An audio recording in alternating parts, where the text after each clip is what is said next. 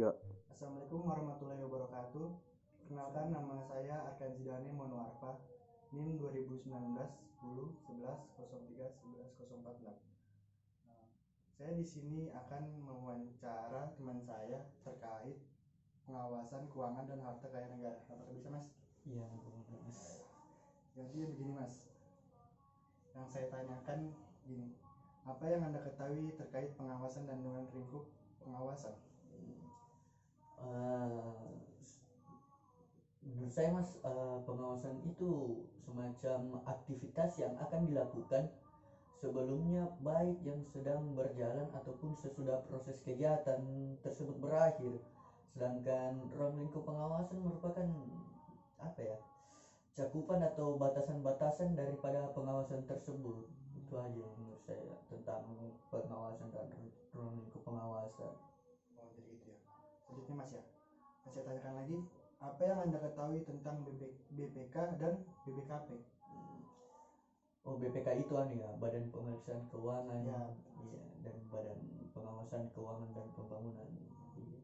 Jadi aku ambil dari BPK aja dulu. Jadi Badan Pemeriksaan Keuangan itu semacam lembaga tinggi negara dalam sistem ketatanegaraan Indonesia yang memiliki wewenang memeriksa pengelolaan dan tanggung jawab keuangan negara. Sedangkan BPKP, Badan Pengawasan Keuangan dan Pembangunan itu tugasnya itu menyelenggarakan urusan pemerintahan di bidang pengawasan keuangan negara dan atau daerah dan pembangunan nasional. Begitu ya, Mas ya. Oke, mengerti. Lanjutnya, Mas ya. Apa yang Anda ketahui terkait pengawasan aset dan keuangan negara dalam BUMN? Pandangan saya bahwa pengawasan aset keuangan dalam BUMN ialah pengawasan keuangan negara dari APBN yang disertakan sebagai modal atau saham dalam BUMN hanya dilakukan khusus terhadap aliran keuangan negara tersebut. Nah, negara berkepentingan untuk mengamankan uang negara yang masuk dalam kas BUMN melalui mekanisme subsidi maupun penyertaan modal gitu. Begitu ya, Mas. Ya, terakhir, Mas ya, saya tanya lagi. Seberapa penting sih menjaga keamanan aset negara itu, Mas? Bagi Anda. Seberapa pentingnya? Ada dalam peraturan pemerintah itu yang nomor 27 tahun 2014 kalau nggak salah, tentang pengelolaan barang milik negara atau daerah, mengamanatkan kepada pengguna barang melakukan pemantauan dan penertiban terhadap pengguna, pemanfaatan, pemindah tanganan, penata usahaan, pemeliharaan, dan pengamanan barang milik negara atau daerah yang dibawa penguasanya.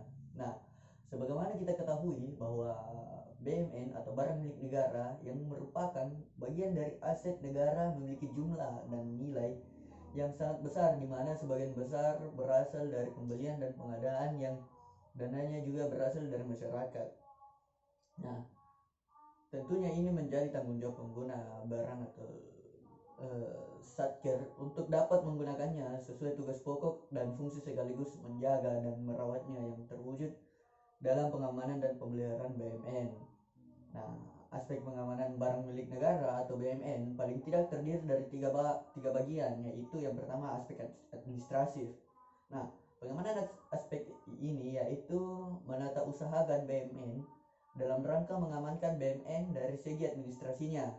Nah, di sini letak pentingnya dokumen administrasi, yaitu dokumen yang diterbitkan pihak yang berwenang yang berkaitan dengan keberadaan BUMN seperti sertifikat tanah, akta jual beli, keputusan panitia pengadaan tanah, perjanjian sewa menyewa, perjanjian pinjam pakai, izin mendirikan bangunan, berita acara serah terima, STNK, BPKB, dan dokumen lainnya. Nah, yang kedua itu ada aspek fisik. Ini biasa dilakukan untuk mencegah terjadinya penurunan fungsi barang, penurunan jumlah barang, dan hilangnya barang terkait tanah. Misalnya masih ada tanah BUMN yang dibiarkan begitu saja sehingga terlihat seperti tanah terlantar. Ini sangat Ini sangat sangat apa ya, sangat riskan sekali karena bisa dimanfaatkan pihak yang tidak bertanggung jawab memanfaatkan atau mendirikan bangunan tanpa seizin atau sepengetahuan pengguna barang. Untuk pengamanan secara fisik terhadap objek tanah dapat dilakukan dengan membangun tanda batas berupa pagar dan juga memasang papan tanda kepemilikan yang ditulis secara jelas jenis, hak atas dasar dan pengguna, serta ditambahkan tulisan dilarang masuk atau memanfaatkan gitu. Nah, tanah dengan ancaman pasal ini ada kayaknya dalam pasal 167 ayat 1 KUHP, pasal 389 KUHP dan pasal 551 KUHP. Nah, yang ketiga itu ada aspek hukum.